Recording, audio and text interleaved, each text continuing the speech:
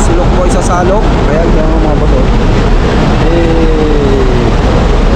Mga boss as our Salok Silok po mga boss. Kaya pasayro mga boss oh. Grabe oh. Dito na ba? Sa kabila mga boss oh. Grabe oh. Biyahin Sukat sa Kalabang. Dito naman sa amin mga boss. Pakita ko sa inyo. Ayan Silok po mga boss oh. Matalok. Puno na yan mga boss. Ito ka kabila mga boss, Petex. Ayan mga boss oh. Ayan si Lokbo. Ayan. Ayan yung pila ni Lokbo mga boss. Kasayro. Dami oh. Ayan dami oh.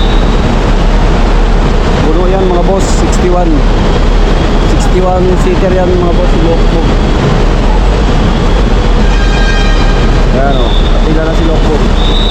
Time check, 5:30 mga boss. Alas 5:30. Pang 6 ways. 6 ways na mga boss, 6 ways. Pang 6 ko na ng biyahe.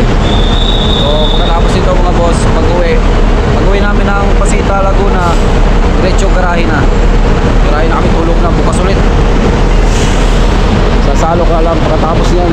Isang puno, sabay uwi. Ayan o. Kaya yung konduktor ko. Kaya yung pasahero mga boss. Lahat ng makikita nyo dito mga boss na naglalakad, puro pasahero. Ayan. Dito sa kabila, ang dami o.